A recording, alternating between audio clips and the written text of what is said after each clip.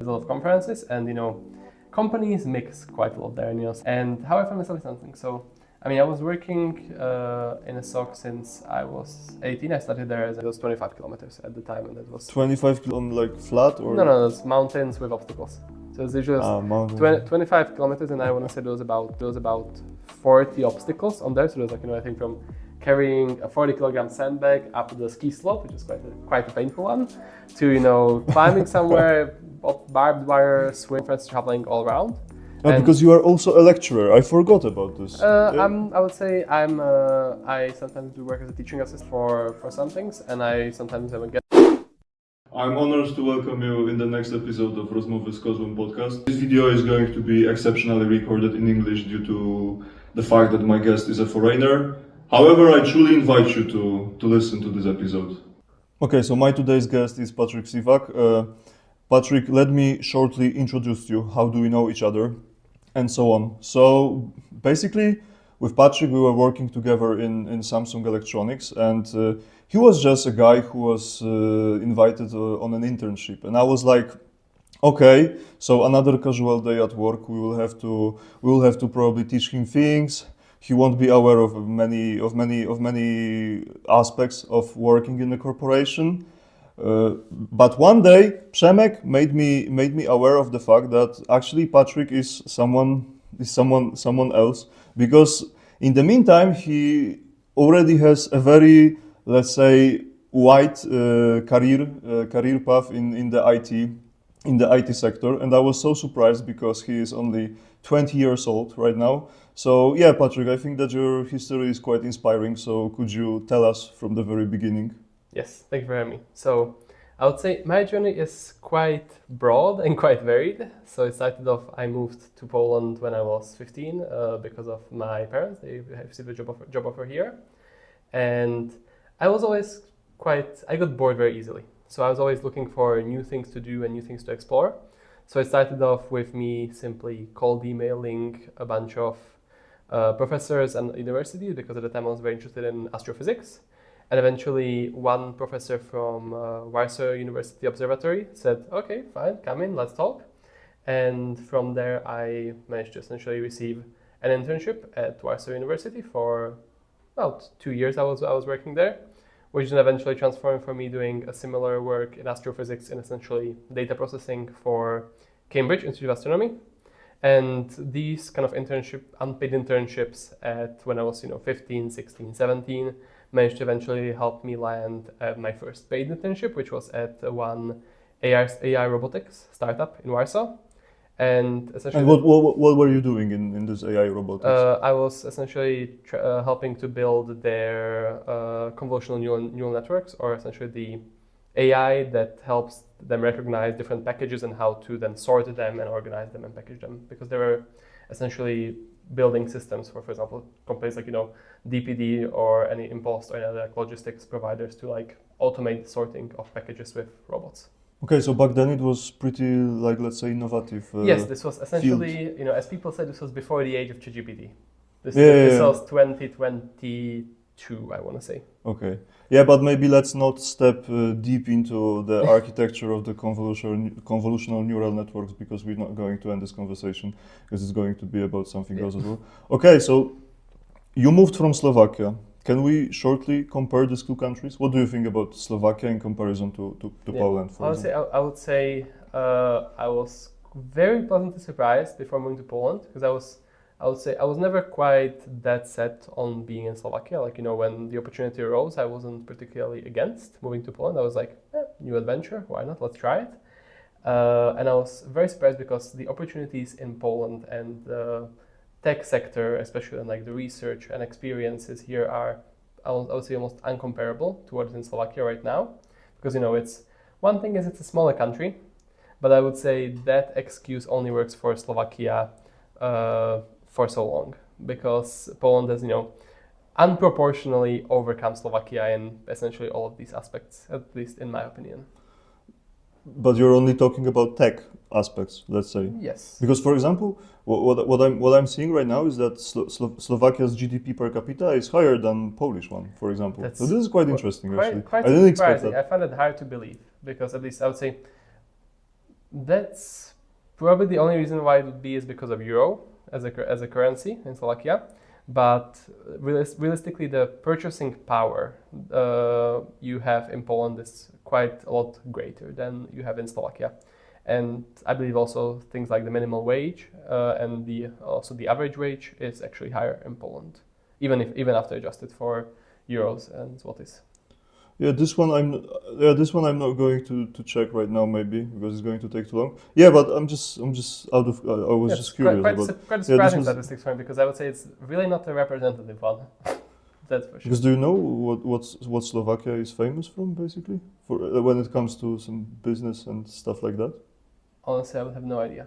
Okay. I couldn't tell you. Yeah, because for example, Poland right now is like very, like, let's say, Famous in IT. Yeah. But Famous. Slovakia, as far as I know, I mean, essentially, I think I know what Slovakia is kind of famous for, and it's car manufacturing.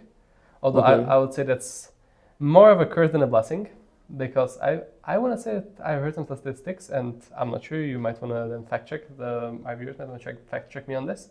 But at least Slovakia had the highest number of car produced per capita.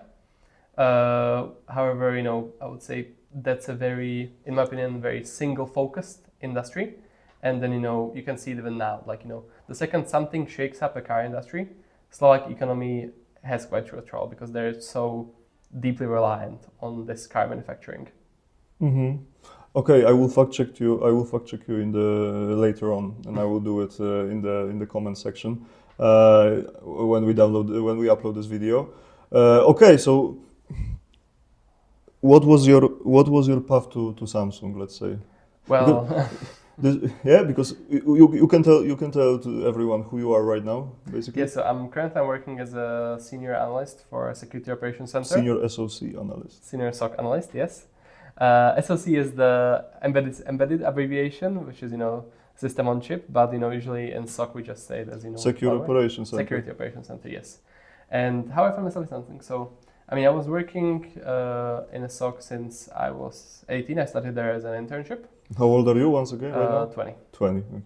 So I started there, and through just kind of engaging also all the conferences and other very interesting networking and learning opportunities around Poland, which there's quite a few of them around Warsaw, and also many in Kraków, Gdansk, and other cities. There's a lot of conferences, and companies mix quite a lot there. And Samsung was also present at quite a few of them, so I've got to know some people there. And after I was delivering 1 year, I was delivering a talk, because I was always quite interested in electronics. Actually, before I even started in cybersecurity, if you would have asked me, 5 years ago, like, what do you want to do, I would have said probably electronics or like embedded systems. And because I was quite unaware of cybersecurity at the time. So can we shortly describe what are embedded systems? So it's not digging into details, yes. Just like so basic stuff. Anything that's, I would say, electronics which are very usually they're quite small and quite tied together with physical stuff. So that might be all the IoT, so the smart thermostats, thermometers, and everything that's essentially smart these days could be considered embedded electronics. At least I would say by my very. So Internet of Things generally. Yes? That's one of the big categories, embedded. Yes. Mm-hmm. I mean, technically also cars, or called the car navigation system, etc. All those things could be considered embedded electronics. Okay. So yeah, so this is basically what we were doing in Samsung, let's say in the security. Mm-hmm. But why I was surprised, because maybe I was quite vague at the very beginning. So basically, you were internship, and in the meantime, you were like a senior SOC analyst in like ISS, right? Yes, you can say that I find it very difficult to. What were your motivation to join Samsung on an internship back then? I would say because for me I'm a very, I would say, curious person, and I find it very easy to bore myself, and so the SOC work is very interesting. But I was like, okay, there is this opportunity. So my entire, I would say, mental calculation was, why not? If I can do both, then why I shouldn't do both? And I was like, I asked my manager in SOC, is like, would that be an issue for SOC if I would do this thing? And considering that my work in many SOCs is 24/7, so you're working a large part outside of the business hours. So I was like, yeah, they were like, as long as you can work, then we have no issue. Sounds like an exciting opportunity. So why not? I would say for me, my approach is like, what do you need a reason to do most things? Unless there's a reason not to do them. Okay, yeah, this tells a lot about your personality. Yeah, so, okay, what exactly is Senior SOC? I mean, what is SOC about, actually? So many and most big companies. Maybe, okay, have- maybe yeah. this is like, I was just too fast with Yeah. this question. Let's maybe shortly explain what is cybersecurity in general, maybe, because Yeah. this is quite... So SOC is just like cybersecurity related. essentially, yes. Yes. So cybersecurity is a very broad and a very quickly expanding topic these days because of essentially all the computers, everything that's electronic can be potentially hacked and used for malicious intent, whether it's be it spying on someone, be it stealing something or anything else. And cybersecurity, essentially, the entire industry is about trying to prevent that. So that's for example, make sure that this computer is now not hacked and that there's not hackers spying on us right now. So essentially, that's all that cybersecurity is about. And security operations centers are just a subset of it because essentially, most big corporations, when they have 50,000, 100,000 employees, there is quite a lot that can go wrong in them. And if it's a company that's valued at tens of billions of euros, 100 billions, even trillions these days, so there are companies like that, then the stakes are quite high. And also with the high stakes and potentially high reward, there is high motivations for attackers to attack them. So that's why all of these big companies have, well, most of these big companies, some are even required to have them, need to have a security operations center, which is essentially a small group of people within the company that typically works 24/7. So, be it holidays, Christmas, anything like that, someone has to be typically watching the company actively and then taking all the information from your computer. So that's I have some program deployed that's trying to monitor for any threats present on the computer. And then security operations center essentially needs to be able to respond to them. So protecting the company from hackers is the short summary of it. Okay, and what's the difference, for example, between SOC analysts and penetration testers? So quite a big difference. Yeah, I know, but let's explain it to the crowd. So because basically there are like two types of cybersecurity engineers. Yes. The one who are just like say preventing, and the one who are trying to hack, Yes. right? I mean to destroy the current system in order to exploit its flaws. So usually we call it like red team and blue team to put kind of, I would say, a bit of a colorful terminology into it. So blue team is the SOC, so those are the defenders. And then there's red team, which are the, as Kyle said here, pentester. So pentester as a term itself is someone who's trying to hack a company. So the ones who keep us in check. And in the process of hacking, they're not trying to do harm. So they're not trying to steal data or anything, but they're trying to show that it can be done, that for example, data can be stolen, so that then we can, based on their input and based on their feedback, we can then try and improve our defenses. Because if you have an organization of 100,000 computers spread across most of the globe, there is small nooks and crannies which, as a SOC, proactively are very hard to catch. But pen testers, if their whole job is to find and spot weaknesses like that, then they can show us like, hey, you guys have an issue here, so you can then fix it. Mm-hmm. Okay. Why did you decide to become SOC analyst? Actually, I would say it started off just as an internship and something that was like, sounds like an exciting opportunity. Why not try it? And this why not turned into internship, turned into junior analyst, turned into normal analyst, turned into senior analyst. So I kind of snowballed into it. yeah. So you're actually a senior analyst, being only 20 years old. Yeah? Yes. At ISS. Yes. This is what is actually this company doing apart from, let's say, SOC? So this company, SOC, is just a part of this company. The company itself does not, provide any security services. So the company is, and this is something which surprises quite a lot of people, the company is just in facility management. So they do catering, cleaning, and like building management, and like, for example, setting up smart buildings, things like that. So they're quite a big company out of Denmark. They've been established about 100 years ago, and they have almost around 300,000 employees all around the world, spread across almost 40 countries. So as you can see, even a company which, on first glance, when I say facility management, you probably don't think cybersecurity to start with. But even companies like that, because when you're talking about the scale of operation like that, doesn't matter what you do.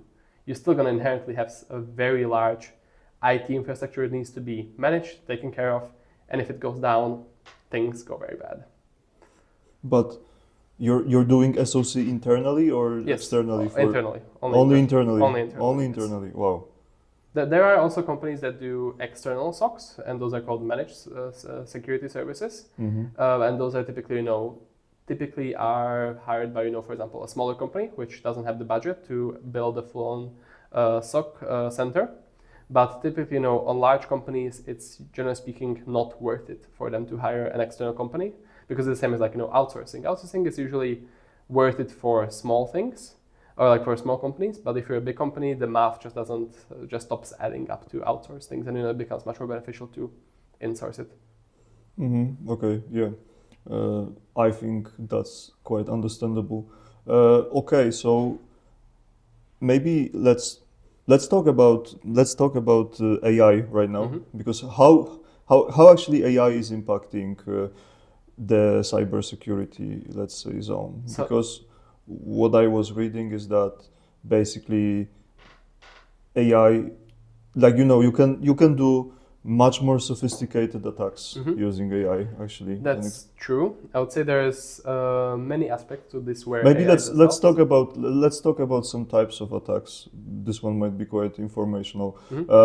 So what we can read from the World Economic Forum report from the latest 2025 is that ransomware attack is the most common one. Yes. What is it about? So ransomware is essentially an attacker once they gain access to an organization. So for example, they might be now, let's say if there's an attacker in your laptop right now, that a program might be sneaking in there pretending to do nothing, and then suddenly one day when the attackers decide, your whole screen goes black. There's a scary message saying, hey, you've been hacked, all your data is encrypted, pay us this money on this Bitcoin account, for example, otherwise we will destroy your data or leak your data. So that's kind of, I would say, the short story. And things like this, they spread usually like wildfires to organizations. So when it does, it doesn't affect one computer, it might affect 1,000 computers, 10,000 computers. Those are still very possible numbers these days. Okay, and what are other common attacks? Apart from phishing, this one is quite obvious. Yeah, phishing is quite.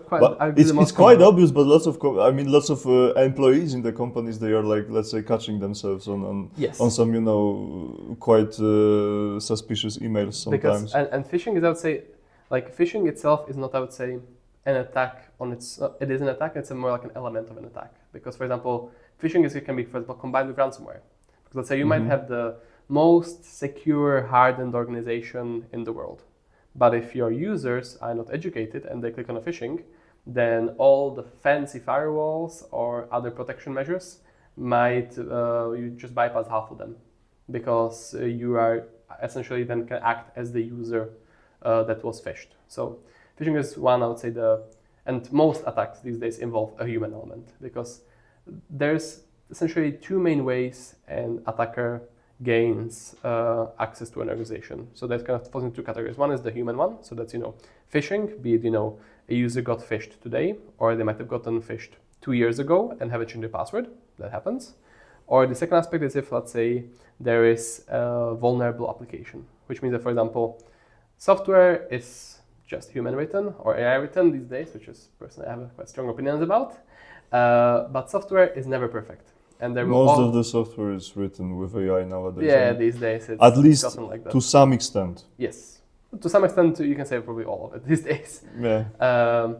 But no matter whether it's written by AI or by the best programmers, it will always have possibility of having a flaw, and it can be 1 0 somewhere being wrong, or one boundary somewhere in the code not being checked properly. And once you have a vulnerability in, let's say, your public-facing website, let's say the company website has a vulnerability, then that can be just exploited without any human aspect, and you already gained access to that server, for example. So it's kind of two main aspects of this, and these are the two initial methods of access, and then it can deploy to, for example, ransomware, or there's some other things, such as, for example, let's say what's called info stealers. So that's, I would say, it pretends it's a program which is just in your computer, and it's just trying to sneak away data. So, for example, it can be trying to leak internal confidential information from the company. So it might be now stealing company secrets, and just it can be living in the organization quietly for months or years. That's not. What are the most often incidents you are just let's say taking care of? That's I would say that's an answer which is quite general, but I would say realistically, by just pure number of incidents, phishing is the most common. Okay, phishing is because if an organization has 300,000 people, well, a 1% rate of users getting phishing is already, 3,000 phishing emails a day. Okay. So once we have a lot of users, phishing is essentially inevitable, and it's something that we try very hard to combat, because if you can kill an attack before it even becomes an issue, for example, if you manage to detect the phishing that users got phished, then you've already prevented an attack that could have become quite a lot worse.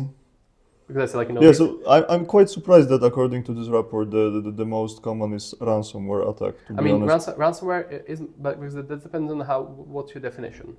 Phishing can very often result in ransomware, because phishing is just an initial attack. Phishing is just to retrieve some information to retrieve the user's password typically, and then then they can use that fact to, for example, drop ransomware into the organization that quietly spreads throughout the whole network. And then when the time is right, when the attackers decide, they can essentially encrypt the whole organization, because that's it. It is quite a misconception that attacks happen instantly. They do happen quite closely, and the shortest I've heard was called the dwell time, so the time between initial compromise, such as a phishing, and a full-scale compromise. I've heard this can be under a few minutes, but it is very common for attackers to be in an organization for weeks, months, even years. So I've seen attacks which have been in organizations, not ISIS but others, which are could be going on for years, and it's essentially just been living there silently, only waiting for the right time, maybe siphoning some data alongside that, and then when time is right. Okay, yeah. So, but I think that we missed the topic which we began. I was asking you about how AI right now is making attacks more sophisticated. How is it impacting the cybersecurity sector in general? Because I think this is kind of exceptional, because now in IT, lots of the stuff can be done using AI, basically. Not everything, but lots of it. Whereas in cybersecurity, it's quite different, because you're not coding, necessarily. Yes, but still people are trying to force AI into it, in my opinion, a bit too much. Okay, but how AI impacts your job right now? So I would say there's. Are the attacks more sophisticated right now, let's say? Yes, and AI is giving, I would say, they're more sophisticated, and it's giving them a much easier option to scale the attacks. So for example, now phishings, just the easiest example, phishings are no longer the Nigerian prince sending emails in broken grammar asking for money. Now it's going to be a perfectly fluently in English crafted email with the company logo, everything matching, maybe the boss's name or things like that, because AI is allowing attackers to scour the internet better, to build phishing like this better. And there are even cases with AI-powered ransomware or AI-powered malware. So there have been, it's still quite rare. The attacks are not developed quite so mature in this area, because it's not so necessary even, or it's not really the cost-benefit analysis is not quite there for the attackers. But there have been cases of malware being AI-powered. So there's the little malicious program running in your computer has, for example, an AI bot inside of it. That's, for example, okay, so now let's look at these files, and then it can adapt as it goes. There have been cases like that. It's not still that common, because it's very complex and potentially also very much noisier to develop, because running an AI model is much more taxing on the performance of the computer than a simple small program that's just waiting, for example, to just sending some data away. So that's why AI-powered malware is quite still not quite popular. Yeah, but this one is actually, wow! I didn't think about this this way. That you can just insert AI bot in the software and just make it adjust in real time. While it is being deployed to the, let's say, certain device. Yeah. I've only so Wow. far heard about one attack or one instance of this being seen in the wild. But that's, mind you, again, that's what we've seen in the wild. It's perfectly possible that there's hundreds of them roaming around, but we just haven't caught them yet. So we can only comment on what we know. Okay, so let's say taking into account what we have said, cybersecurity is undoubtedly a sector which will be growing, and it is like, the statistics are proving that. What I can read in IT Compare, for example, is that 31% of IT executives worldwide list cybersecurity as their top investment priority for 2025. So probably 2026 will be the same. It's also called new golden profession, and also Polish people are very, let's say, skilled in cybersecurity, at least according to this article. Probably, I can believe that. So what's your view on that? Do you agree that cybersecurity sector is growing? And I would say it's growing very much, especially in Poland. It's, I would say, booming, even compared to, relatively to other countries. It's been developing quite rapidly, same as all of IT in Poland. And I would say it's a big priority now and also for the coming years for a number of reasons. Number one, as you said, the attacks are getting sophisticated. And companies will always have to, be protected. There is no such thing as, company just essentially not needing cybersecurity. They will need, whether it's just deploying an out-of-the-box antivirus solution on their computer, if it's, some small company somewhere, to having a full-blown 50, 100% security operations center. There are internal ones which are as big as that. And another reason why it's getting so popular is because of regulations, or growing so rapidly. Because right now, especially in the European Union, and there are some regulations also in there are the US. NIS2 and DORA regulations. NIS2 Can we just roughly explain what are they about? So I would say, yes, I mentioned, I'm not really a GRC or governance, risk and compliance person, so I don't know all the details of them. I know enough to conduct forensics and incident response. So those are essentially NIS2 and DORA. Well, for example, some are only tied to specific organizations. So for example, in some certain sectors, like DORA is, for example, required only for financial institutions within Europe. And they outline a number of details for organizations that need to fulfill in order to be compliant with these, because if they're not compliant, then they can face quite huge fines for that, same as with, generally speaking, breaching GDPR. And for example, they dictate such as a company needs to have some monitoring setup, they need to have some backups for their systems, they need to have some other resilience measures, they need to have someone who is, for example, need to have established. What are resilience measures? So, for example, having backups, having some, ability to restore the data. For example, if it gets encrypted, and other things like that. So this is just a common standard for financial institutions in European Union, yes, being, let's say, secure, right? Yes, that's and the NIS2 is somewhat similar, but it is also implying it's those a much broader regulations scope, yes. on average people as well, or on normal organizations. Normal, like Europe, yes. Some default companies, let's say. Okay. And for example, also outlines regulatory and reporting requirements. So, for example, if a company is breached, they have X hours. For example, usually it's in the strictest sectors it's 24 hours, but usually it's more about 72 hours, that they have 72 hours to report a cyber incident to, for example, regulatory bodies. And if they don't, then they have quite a huge issue. Okay. So there's a lot of aspects of these regulations that are, we could be talking about these for 2 days straight. We're not going to. Yeah. Global losses caused by cybercrime are projected to hit a record 10.5 trillion this year. That's a lot, actually. Yeah, so the most popular position is your position, actually. It's SOC Analyst, then it's Penetration Tester, and then it's Cloud Security Engineer.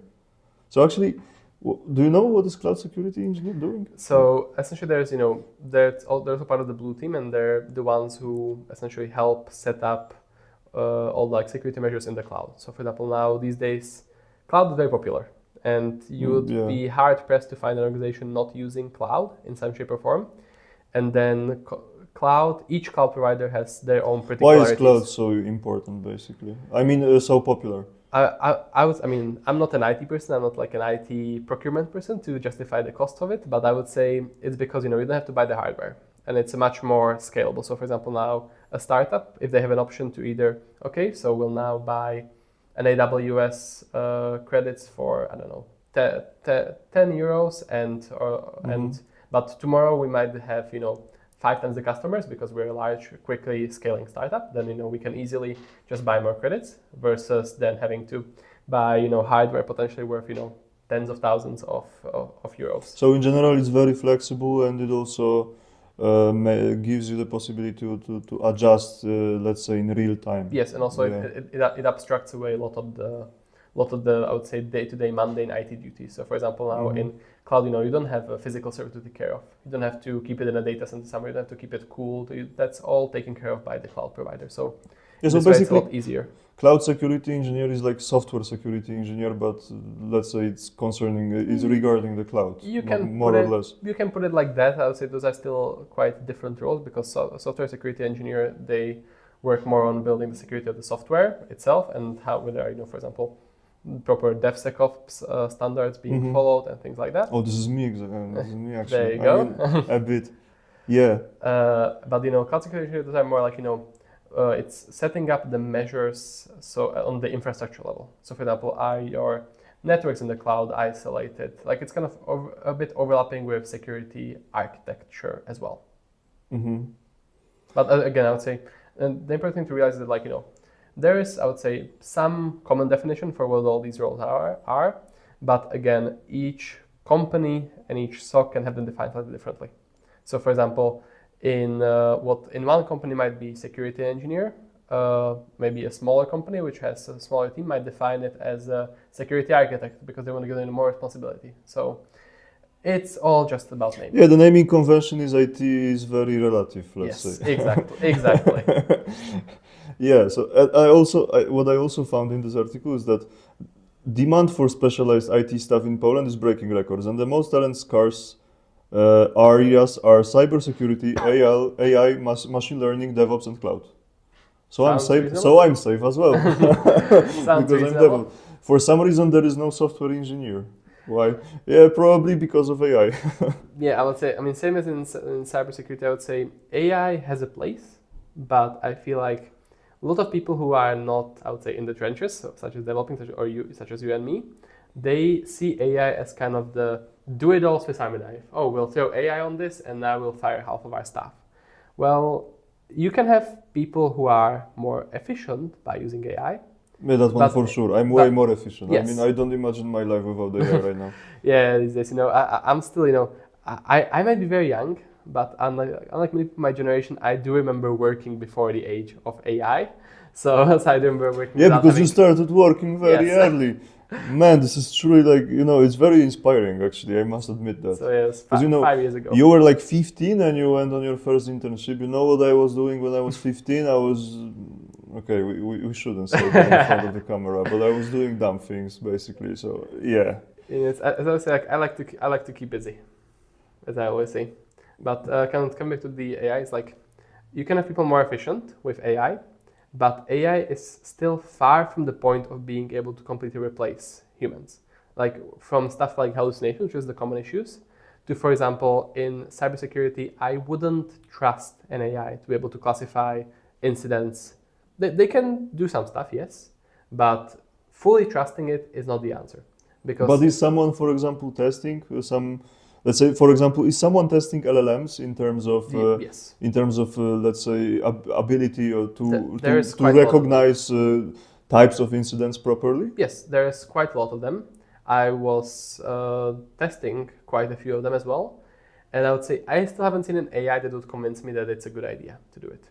Because think about it this way, there can be just that one new attack which is using something that if a human's analyzing it, they're like, okay, yes, it doesn't look normal, but an AI might be, okay, so this is close enough to normal that it is fine, and it takes one attack to slip by.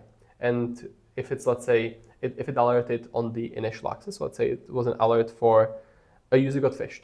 So that's a pretty common thing that people can relate to. So if a user got phished, and it might be some new method of phishing. There's quite a few of them specifically within phishing as the subcategories of it, that AI might not recognize it because they have never seen it before. AI can only regurgitate what it's already seen. So if you put that AI will say, oh yeah, this is fine. This doesn't look anything. Maybe the user was just like having some remote admin support. But then you might not get another alert for weeks, months, because let's say the malware is stealthy and it can go within the organization. So it's pretty similar, like in every sector, when it comes to AI usage. Yeah. It can only just retrieve. I mean, it is. Okay, let's not dig into discussion because this is like another further topic. Maybe I will just I will talk about with some other guests about it in some other episode. But okay, let's just leave it as it is. Okay, so yeah, as I told you, cybersecurity is kind of different. I mean, in comparison, for example, to some default software engineering, DevOps engineering, or I don't know, network engineering maybe. Oh, okay, maybe network, not really. But is, for example, like, let's imagine a person who's like not really IT related. He or she is doing like completely different stuff currently. Is she or he able to join cybersecurity? I mean, switch to cybersecurity pretty easily. What is the path? I would say it depends. Because maybe. Okay, let answer me this question. Yeah. So I would say you do need that pretty strong IT knowledge base just to start. But what exactly? Because this is like, IT is a broad word. You need to know how computers work and how. So you need to know the architecture of the system. Not necessarily the architecture, more like on the function level. So you have to know, for example, operating systems. Yes. So what are processes? Because that's where the stuff, at least for starting cybersecurity, happens. So you have to know how does Windows work. So there's processes and things like that. You have to know things like that. And if you have that knowledge and then some network knowledge as well, so because you have to know people identify DNS domains and things like that. So yeah, so you have that, basically network protocols. Yes. So and that's realistically enough to at least get like some junior position on there. And then as you progress higher, then it's kind of, I would say, anything goes. It can be cloud, from cloud to different operating systems to some Active Directory, so like users and identities. What is Active Directory? So Active Directory is the thing that most, if not all, that I know, but Yes. So that's the thing that most organizations use to manage their users. So for example, if you have a work computer and you're logging into it, it's most likely thanks to Active Directory because it's you have your user profile created in a centralized database within the company. And then when you're logging in, the computer can retrieve that and say like, yes, this is a user that's working here and they're allowed to log in, because it makes management far easier than, for example, now IT creating accounts on each computer individually. This allows them to do it on scale, basically. That's a pretty fair definition of Active Directory, wouldn't you say? Yeah, I would say, it's satisfying. There's many more aspects to it. But it satisfies me. It satisfies me. I think it's pretty understandable for the guys who are for everyone who's watching. Okay, so maybe let's talk about because apart from let's say working, or maybe no, let's switch to studies, because you said that in order to become a cyber person, you need to have both operating system knowledge and network knowledge. Yeah, to start with. Yeah. More or less, so to speak. But how about the official, let's say, degree? Because interesting thing is that you are a senior SOC analyst and you have no studies right now. No, I don't. So what is your history? What is your history about studies? So I would say cybersecurity, as much as most of IT, is a branch where most companies don't care that much for degrees. So I think you can probably also attest to that in IT, it's unlike in many other industries, such as engineering or things like that. It's a lot easier to get a job if you don't have a degree. So that's where things like certifications come in quite a lot. So there's many online learning resources that people can use to then, I would say, prove their initial knowledge at least, and those also quite help them in interviews. And that's one thing. And the second other thing is just you can do all the stuff at home. What's preventing someone from setting up some old computer at home to experiment in cybersecurity or in IT? Nothing. So, set up at home. And, you need just to be motivated, man. Yes, it's quite complicated sometimes. Motivation, yes, but that's the only thing it takes, because then once you get your foot in the door in an interview, then that's gonna be, that's gonna do a lot for you in terms of like knowledge. So yeah. Okay, but how about what is your history about the studies? Well, Because this was a bit of a let's begin from the let's begin from the very beginning. Let's say. So I was studying IB here in Warsaw because I mentioned like I moved here when I was 15 with my parents. So I mean, this was high school. Yes, I was finishing high school in the International Baccalaureate. So that's essentially I would say the international equivalent of Polish matura. And in 2023, I got accepted to study engineering at Oxford. And I was supposed to go to Oxford to study engineering, but I was studying at a small school, and so there were some issues with teachers unexpectedly leaving, and they didn't manage to find anyone to replace them in time.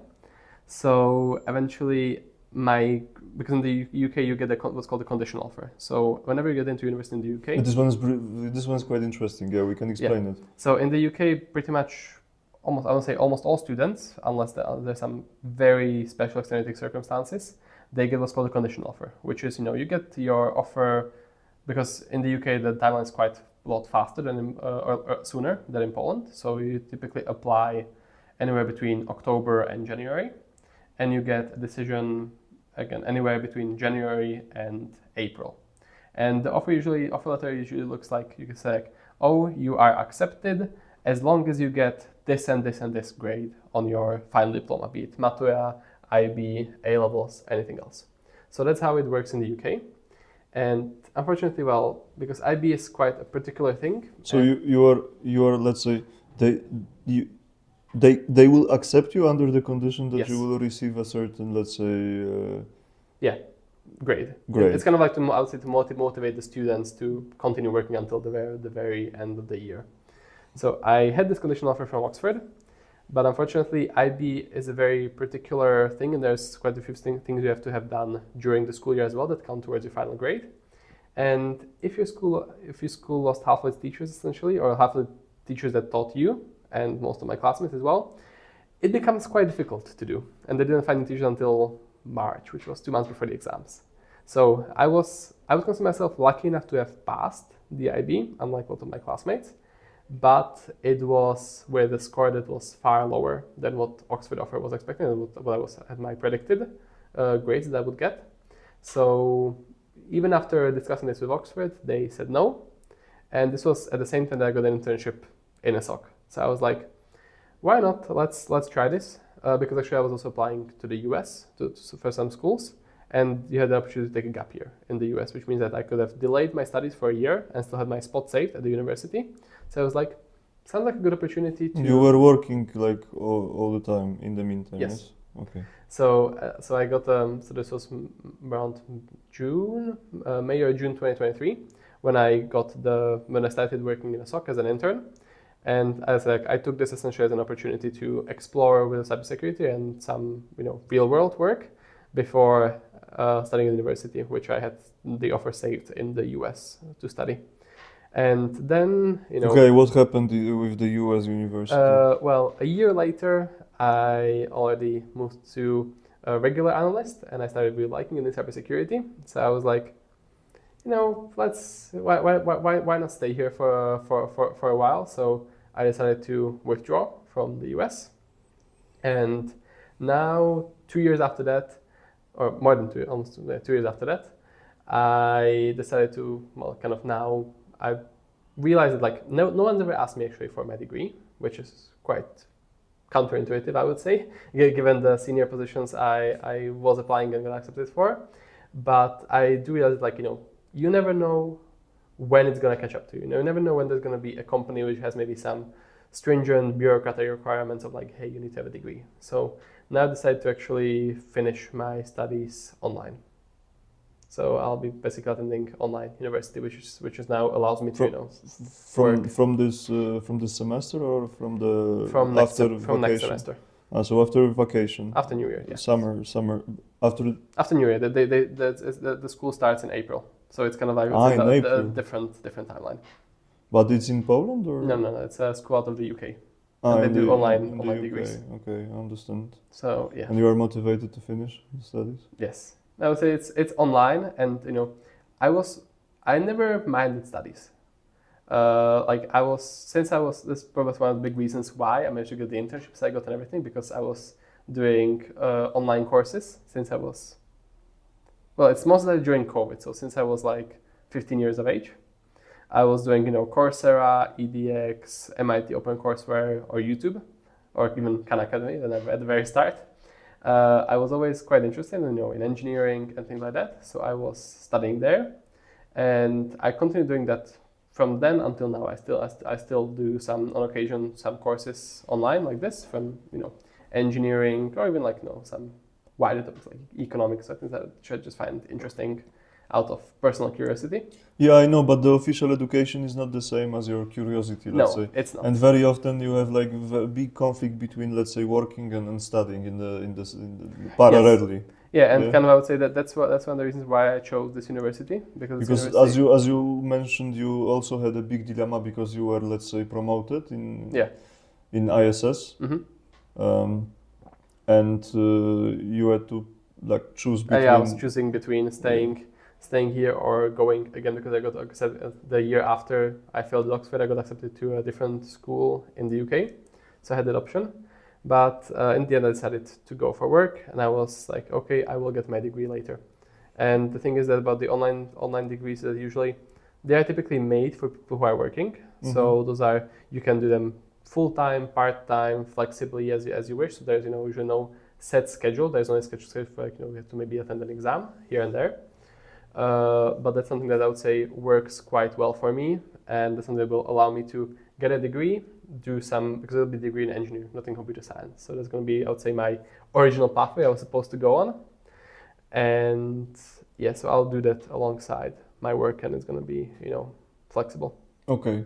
Let's come back for a second for this, let's say, beginning cybersecurity career threat.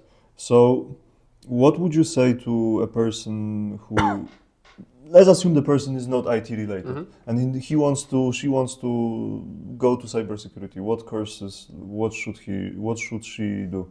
Well, I mean, I would say one thing is, I would say when you're starting, I would say if we're assuming that you're a student or something like that. No, you're not a student. You're just you're a person working in a different. You're field. not a cybersecurity student. You just want to, let's say, maybe switch to cybersecurity. But you're still young. Yeah, you can. Yeah. Sure. Like if you're young, I would say the biggest thing that I would say worked well for me is don't be picky about the things you do. Take any internship you can get. The market in Poland is good, but still, if you're a student, there's slim pickings. So don't be like, oh, I don't want to do this. Doesn't sound boring or things like that. If it's in IT, trust me, there are connections. Like I was at one point working as a social media manager, and then eventually like a production manager for one company. It's a thing that I barely mention these days, but there are still, I would say, soft skills there that helped me eventually in cybersecurity. So not being picky about where you work, because at this point, you're working for experience basically. And, any internship is going to give you something, no matter how maybe outside of, if you look at cybersecurity, even if it's an internship for a software engineer or a developer, it's still IT. It will still teach you a lot, because I would say the best people in cybersecurity I've met typically do not have a cybersecurity background. They started off as IT. They started off as something else. But how can you like, let's say, sort of work out your learning path so I'm just asking whether there are some specific courses which you can recommend. So I would say there's quite a few platforms online. Well, one thing is just if you just go on YouTube and just look cybersecurity, there's many channels which do cybersecurity content. Or there's kind of the more structured way, which is there's sites like Try Hack Me, Hack the Box, and similar. Those are, I would say, the most accessible ones, which have pathways for, like, let's say, a pathway for studying as a SOC analyst. So those will usually guide you from the very basics to all the way to being a full-on analyst. But most of those is that typically they do require you to have some basic IT prerequisite knowledge. So you have to know at least on the surface level, like what is an operating system on the very simple level, and knowing networks. So just like, if you just go on YouTube and look up, network protocols, you'll find maybe half an hour video on like, explaining the different network protocols. That's all the knowledge from networks you need to start with. The rest you'll learn along the way. But most of these require some, at least, basic IT knowledge. And this is the knowledge that, as I mentioned before, you can gain by, basically any job in IT. If it's an internship in IT support, if it's an internship as a developer or anything else, all of those will teach you some basic IT skills, which I can pretty much guarantee will be then applicable to cybersecurity. Because most people in cybersecurity did not start as cybersecurity. Got it, yeah. Patrik. But if you, because let's say it's quite clear. Mm-hmm. But apart from, let's say the money are impressive, right? Mm-hmm. The money are impressive in cybersecurity sector, that one for sure. But apart from money, is this job satisfying? I mean, is it really interesting? What you're doing like on everyday basis? Because you're just, let's say you're watching for an incident, mm-hmm. You're catching them. Sometimes you need to work night shifts as well. Yes. I would say it varies widely from. Is it like, being honest? Is it interesting job for you? For me personally, yes, absolutely. Okay. I would say. What is the most interesting aspect of? For me, it's, I would say, just like solving the challenges, and essentially it almost feels like trying to put a puzzle together. So you have an incident and you see random pieces of evidence here and there, and you're trying to piece together how everything happened, what happened, how did it work out. But again, I would say this is something that's, again, very, very dependent on what in cybersecurity. As an analyst, you're basically an investigator, and you're trying to solve puzzles like this under. The more senior you go, the more pressure that builds. But you're trying to solve puzzles. But for example, if you're, let's say, a security engineer, it's probably really closer to DevOps work or things like that. So that's, mm-hmm. Something that's quite different. Or if you're an architect, you're going to spend most of your day probably drawing stuff as diagrams and trying to communicate with various people. This one personally doesn't seem interesting for me. Yes, that's the thing. Like, it's there's quite a wide range of jobs. But for some people it might, because it's interesting because you get to communicate a lot more as an architect, for example. Like, mm-hmm. you talk to a lot more people versus an analyst. You typically, you're closed behind doors and solving puzzles, essentially. So things like that. Same as for forensic. So this is how would you encourage an average person to join, let's say, cyber? I would say to consider switching to cybersecurity. As an analyst, yes, because I would say for me the job is quite interesting, quite exciting. But I would be remiss not to mention the realities of the job. So yes, there are night shifts sometimes. Not everyone likes that. Some analysts don't require, because some SOCs follow the sun. So some SOCs have, for example, only day shifts in Europe, then day shifts in America, and day shifts in Asia. So some SOCs are broken like that. So some don't require you to work nights, but again, it's still, the pressure is still there, because you're still trying to solve something in a limited time with limited information. So you have to make sure that this is something that you are up for. It's very exciting, very interesting, and definitely I would say every day brings new challenges with this and new attacks that are being developed every day, so you get to see quite a lot of the new things. And how about the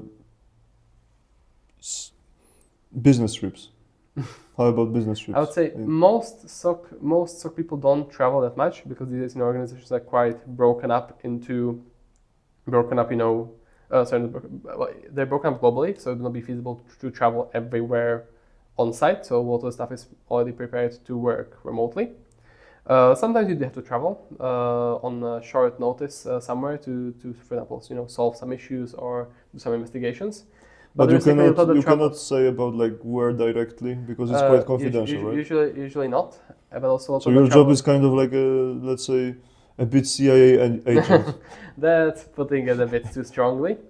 But I would say... so the destinations are confidential? Yes, but also the travel you do is but for you travel a lot, don't you? I travel a lot, but also a lot of the stuff is for stuff like conferences. So there's a lot of conferences traveling all around. Because you are also a lecturer. I forgot about this. I would say I sometimes do work as a teaching assistant for some things, and I sometimes am a guest lecturer at universities here in Warsaw. I was a couple of times last year. And as a lecturer in cybersecurity, yes? Yes. In the SOC exactly, or in cybersecurity in general? Incident response. It was. Incident response. Okay. And also then were you flying in that matter abroad as well? For universities, no. No, okay. Only in Warsaw University. Yes. In Warsaw University of those Technology. are at Warsaw University of Technology and also Warsaw University. So I was at both of them. Mm-hmm. And also then, but there's also, you also travel because, for example, let's say conferences are happening all around the world. Sometimes there's, maybe one interesting one happening, be it, US, UK, anywhere else in Europe, Asia. So sometimes you also travel for those as well. There's quite a few of them happening. Is there some interesting conference incoming right now? Right now, I would say December is typically the quiet time for conferences. Yeah, but January, February, for example. January, February, I also not that I'm aware of. Well, there's Black Hat, which happened very recently. But typically the peak time for conferences is the summer. So usually between like April and August, it's typically, I'm sometimes on 2 conferences, 3 conferences a month, sometimes even. Mm. For example, Okay. like just in Warsaw, like there's at least 3 big IT conferences that are happening regularly every year, 3 or 4. So there's quite a few of them. And you are also, just changing topic, you are also doing some sports stuff, right? A lot, actually. I mean, my sports days are over now. Right now, it's more like just a hobby. Yeah, but before you used to you were running Ranmageddons? Not Ranmageddons, the equivalent of Ranmageddon, but I was running Spartan Race. So it's basically same thing as Spartan Race? Spartan. Spartan Race. Spartan Race. Yes. What is this about? So it's same thing as Ranmageddon, basically. So it's essentially Ranmageddons, but that's an international competition. So it's running in most countries around Europe. They have usually like 1 or 2 races a year. And it's quite surprising. Surprisingly, Poland has Ranmageddon, but they don't have this Spartan race. So I was quite surprised when I got here. So how many kilometers in such Spartan race? I was running. Well, I started actually running this when I was like 14 or 13. So I started running the kids ones at the time, which was like just 3 kilometers and 3, yeah. And I ran all the way up to the what's called the Spartan Race Beast, which is it was 25 kilometers at the time, and it was 25 kilometers, but on like flat or no, it's mountains with obstacles. So it's usually 25 kilometers, and I want to say there was about 40 obstacles on there. So there's like I think from carrying a 40-kilogram sandbag up the ski slope, which is quite a painful one, to climbing somewhere, barbed wire, swimming, anything. So basically, not only running. No. Same as Ranmageddon, like there was a lot of obstacles. Mm-hmm. Okay, wow. Okay, I don't know what to say, to be honest. So, okay. And how long were you doing this? I mean, technically I'm still doing it, but a lot less because... You're still running Spartan races? Yes, but a lot less. I used to run them like a couple times a year. Are you planning to join some Spartan race in the upcoming year? The upcoming year, yes, for sure. Last time I was running was like 4 months ago. I think it was in Slovakia. There was one, but it's a lot less than before because 2 years ago I was preparing for the Spartan Race Beast, which was a 50 or 60 kilometer one race, same obstacles and everything. But the issue is that a week before the race, I injured myself from overtraining. I was young and stupid at the time, let's just say, and running way more than I should have in a week. So because it was like me running, 50 kilometers 2-3 times a week. So it was way more than the human body should ever run in 1 week. And I paid the price for it. After that, there was a lot of physical therapy and basically a year and a half or almost 2 years of not running almost at all. And now I'm kind of, getting back into it recreationally. Okay, I wish you luck. I wish you luck, Patrik. Okay, so I think that's pretty it. I think we covered all of the topics. Yeah, we planned. Didn't we? No, I think so. Can we? You're the host. Yeah, probably that's it. By the way, we were recording in Studio Przystan in Warsaw. I truly recommend. You can check. And don't forget to subscribe and like and share if this video interested you. Okay, so once again, my guest was Patrik Sivak. Thank you very much for this conversation. Thank you for having me.